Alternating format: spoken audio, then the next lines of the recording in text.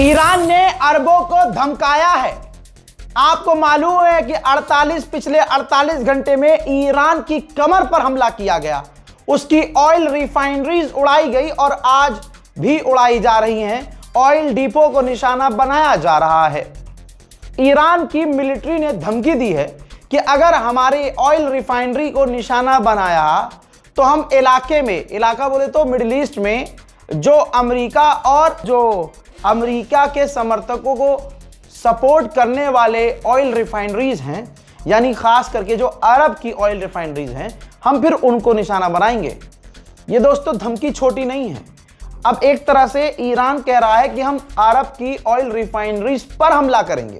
अच्छा, कुवैत हो या फिर अब कतर हो, ये भी अब खबर आ रही है, लेकिन ये कंफर्म नहीं है कि इन्होंने ईरान पर अटैक्स किए हैं, ऐसा इजराइल ने कहा है।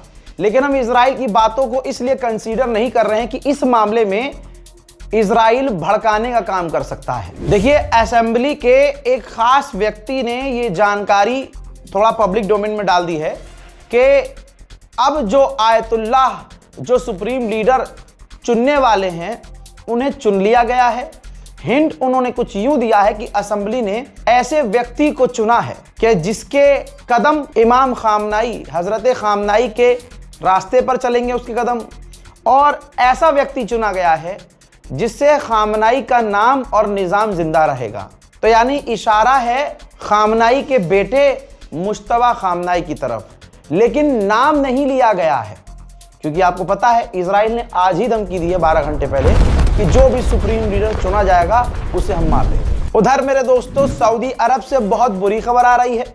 ईरान के ड्रोन और मिसाइल्स हमलों में जो अमेरिका और इजराइल के मुताबिक ईरान कर नहीं पा रहा है, ऐसे सऊदी अरब पर हमले में एक बांग्लादेशी और अफसोस के साथ बता रहा हूं कि एक भारतीय भी मारा गया है। दोस्तों, फ्रांस के राष्ट्रपति इमैनुअल मैक्रोन ने ईरान के राष्ट्रपति पेजेश्कियान से फोन पर बात की है और डायरेक्ट उनको कहा है कि ईरान इस वक्त, यानी आपका मुल्क इस वक्त आसपास के देशों पर हमला करना बंद कर दे। अमेरिका ने एक तरह से पल्ला भी झाड़ा है, कहा है कि हमने ईरान के ऑयल डिपो पर, ऑयल रिफाइनरी पर हमला नहीं किया, यह हमला इजराइल ने किया था। ईरान ने कंफर्म जानकारी दी है कि श्रीलंका के करीब जो हमारा युद्धपोत, जिसमें कोई हथियार ही नहीं था, उसको अमेरिका ने डुबाया। 104 मरीन हमारे शहीद हुए और 32 बुरी तरह से घायल हैं। इजराइल के आर्मी चीफ ने कहा है कि हमें सब्र के साथ काम लेना होगा, ये जंग अभी लंबी चलेगी।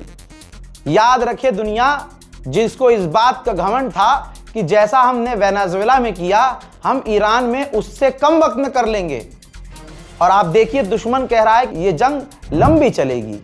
במהלך הלילה אנחנו פעלנו נגד כוחות איראנים בלבנון, בביירות, כוח קודס, פגענו בהם. ואני אומר לכם שאין שום מקום בטוח לשלוחות הרשע האיראני בשום מקום במזרח התיכון, לא בביירות ולא בשום מקום אחר. לצד זאת אנחנו חווינו לא מעט ירי על יישובי הצפון באירוע קשה הלילה. אני מבקש מכאן לשלוח את תנחומיי למשפחות ההרוגים, החלמה מהירה לפצועים שלנו. חיזבאללה הוא זרוע קיצונית של התמנון האיראני. आप सोचिए, पूरी दुनिया को ईरान के सस्ते ड्रोन रोकने में कितना खर्चा करना पड़ रहा है। यह भी एक स्ट्रैटेजिक जीत है।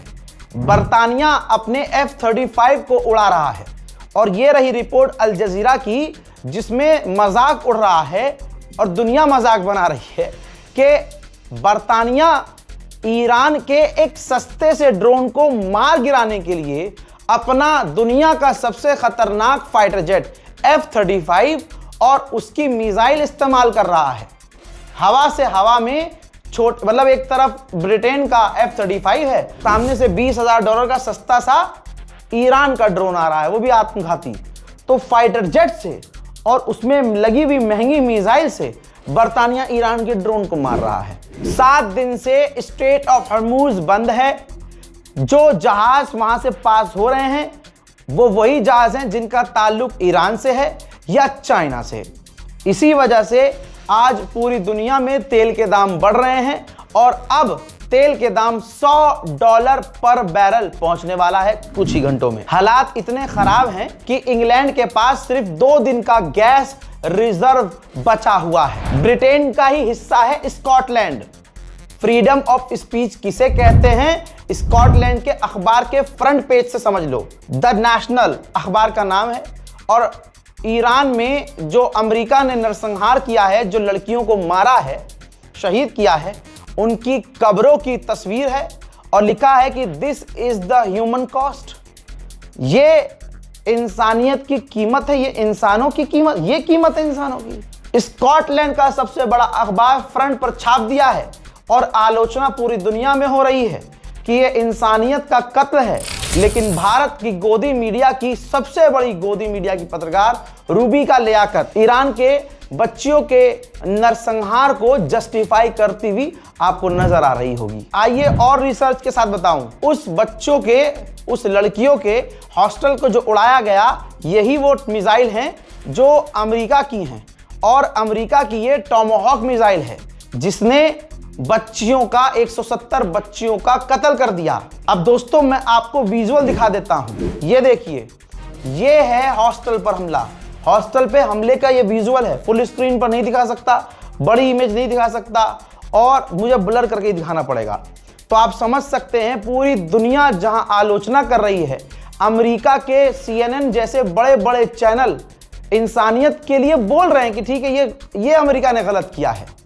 वहां आप गोदी मीडिया का स्तर देख लीजिएगा। स्ट्रेट ऑफ हॉर्मुज में ये एक तस्वीर जारी हो रही है। देखिए, एक ऑयल टैंकर पर ईरान ने समुद्री ड्रोन से हमला किया है, जिससे ऑयल टैंकर पूरी तरह से क्षतिग्रस्त नजर आ रहा है। मौसम विभाग ने जानकारी दी है कि ईरान के फ्यूल सेंटर ऑयल रिजर्व पर हमला करने की वजह से आसमान में जहरीले बादल देखे जा रहे हैं। जहां इजराइल के लोग बंकर में छुपे हुए हैं, नेतन्याहू बंकर में मीटिंग कर रहा है, वहां ईरान के लोग मिसाइल और बमबारियों के बीच सड़कों पर अपनी गवर्नमेंट के सपोर्ट में खामनाई के लिए सड़कों पर उतर के प्रदर्शन कर रहे हैं। ईरान के अंदर एक भी व्यक्ति अब ईरान के खिलाफ प्रदर्शन नहीं कर रहा है। देख लीजिए।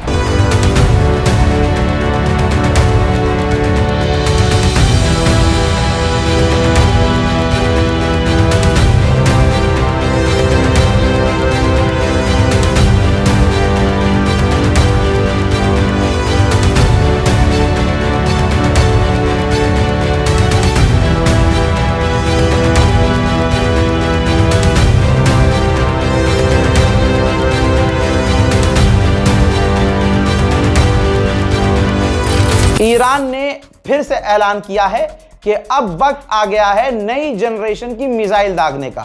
अब तक हम पुराने हथियारों का इस्तेमाल कर रहे थे, वक्त है अब हम नए जनरेशन के मिसाइल्स दागें। इजराइल ने कंफर्म किया कि हमने लेबनान की राजधानी बैरूत में एक होटल पर हमला किया, जिस होटल में IRGC के 5 कमांडर को हमने कत्ल कर दिया। मेरे दोस्तों, इस रिपोर्ट को शेयर कीजिएगा और इंशाल्लाह अब तो डेट लग चुकी है, 9 तारीख हो चुकी है। भले ही ये रात है, लेकिन 9 तारीख 9 मार्च आज के ही दिन दोपहर 1 बजे दिल्ली में ईरान एम्बेसी में इंशाल्लाह आप मिलिएगा मुझे।